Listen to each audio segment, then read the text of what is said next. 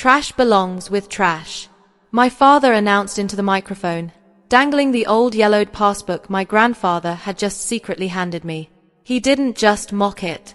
He dropped the book straight into a bucket of melting ice and champagne. As the crowd roared with laughter, I didn't scream. I plunged my hand into the freezing water, ruined my wedding dress to save those wet pages, and walked out without looking back. Before I tell you the secret hiding inside those wet, ruined pages and how I used it to destroy my father's fake empire, tell me in the comments. What is the cruelest thing a family member has ever done to you at a celebration? I'm reading every single story. 3 days later, I walked into the First National Bank in downtown Boston. The lobby was all marble and hushed whispers, a stark contrast to the chaos I had left behind in Newport. I held the passbook in a plastic Ziploc bag. The pages were crinkled and stained with champagne residue, looking exactly like the trash my father said it was. I'm Alyssa, and at 29, I've spent my life making myself invisible. As a trauma nurse, I'm good at it. I know how to fade into the background while doctors scream and patients bleed. I know how to hold secrets. But standing there in my thrift coat, waiting for the young teller to stop typing, I felt exposed. I need to check the balance on this, I said, sliding the bag across the polished counter. It was a gift. The teller, a girl no older than 20, picked it up with 2 fingers, her nose wrinkling slightly. She typed in the account number, probably expecting an error message or a balance of 0. Then she stopped. Her fingers hovered over the keys.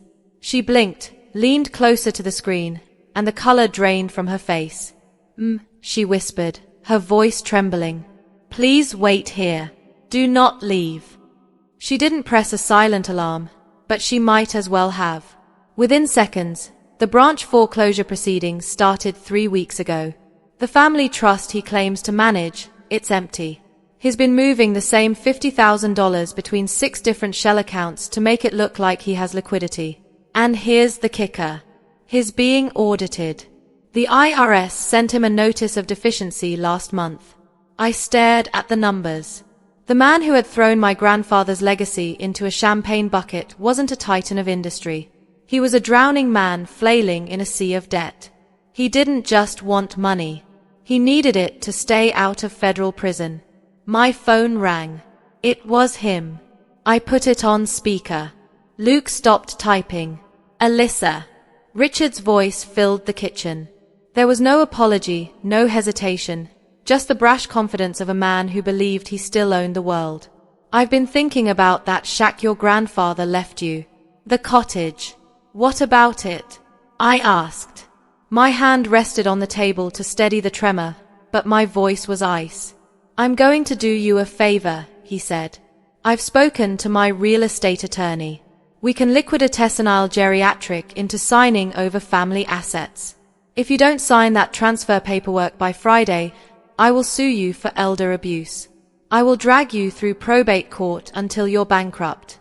Do you understand me? You're out of your depth, Alyssa. He wasn't protecting me. He was hunting for liquidity. Any asset he could seize, sell, and funnel into his black hole of debt. I understand perfectly, I said. Good. I'll have the papers sent over. The line clicked dead. I looked at Luke. He wasn't scared. He was smiling, a cold, sharp smile that matched the feeling rising in my chest. Richard thought he was bullying a helpless daughter. He didn't know he had just handed us the blueprint to his own destruction. He was desperate, and desperate men make mistakes. I waited 24 hours before calling him back. Silence is a powerful amplifier. It lets the desperation breed. Luke and I spent that day not in panic, but in preparation. We didn't hire a lawyer to fight the sale of the cottage. We hired a graphic designer to for I didn't know what to say. You should be sorry, he snapped. But the edge was duller. He was listening. It's not just the cottage, I said, pitching my voice to the perfect frequency of naive panic. I went to the bank, the passbook. It wasn't empty. The line went dead silent. I could practically hear him doing the mental calculus. How much? He asked. The greed leaked through the phone like oil. $12 million. I choked out. $12 million. But Dad, I don't know what to do. The bank manager started talking about capital gains taxes and federal audits, and I think I'm in trouble. If the IRS finds out I have this, he'll take half of it. I don't know how to hide it. It was the perfect bait. I handed him exactly what he believed about me. That I was weak, stupid, and incapable of handling power. And I handed him exactly what he needed. A massive injection of liquidity to cover his own crimes. Listen to me very carefully, Alyssa, he said. His voice transformed instantly from bully to savior. It was chilling. Do not sign anything with the bank. Do not talk to any lawyers. You bring that paperwork to me. I can shelter it under the family trust. We can classify it as a pre-existing asset. It's complicated, but I can make the tax liability disappear. I'm doing this for you, sweetheart. To protect you. Protect me. He wanted to swallow the inheritance whole to plug the holes in his sinking ship. Can we do it tonight? I asked. No, he said too quickly. He needed time to prepare the fake transfer papers. I have the Man of the Year gala on Saturday in Boston. It's perfect. Bring the documents there. We'll sign everything in the VIP suite before the speeches. I'll announce the expansion of the family fund. It'll look legitimate. He wanted the audience. He wanted the glory of announcing a $12 million windfall as his own business genius. Okay, I said. Thank you, Dad. Thank you for fixing this. That's what fathers are for, he said. I hung up. I looked at Luke. The fear vanished from my face instantly. He took it. I said. Luke nodded. Already printing the documents we would actually present. They looked exactly like the standard transfer forms Richard WCP Play Plaza. Crystal chandeliers dripped light onto the shoulders of Boston's elite. It was a room full of old money, political power, and in my father's case, desperate clawing ambition. I arrived at 7:55 in the evening. I wasn't wearing the beige, sensible clothes Richard preferred me in. I was wearing a structured red dress that cost more than my car. I walked through the crowd, not around it. I saw Hunter near the bar, laughing too loudly, already 3 drinks deep. He didn't see me. He was too busy playing the role of the dolphin to a non-existent kingdom. Richard was at the front of the room, flanked by 2 senators. He looked radiant. It was the glow of a man who thought he had just pulled off the heist of the century. When he saw me approaching, his smile didn't waver, but his eyes narrowed.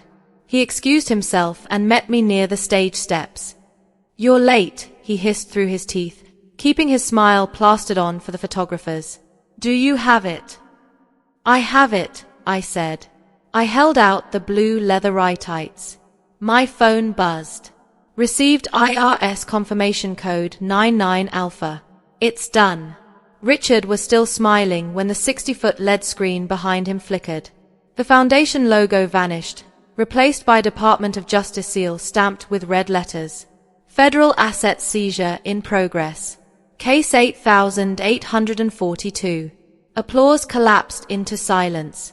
Richard turned confused rather than afraid, his mind rejecting a reality that didn't match his script. That was his fatal flaw. Not ignorance, but entitlement.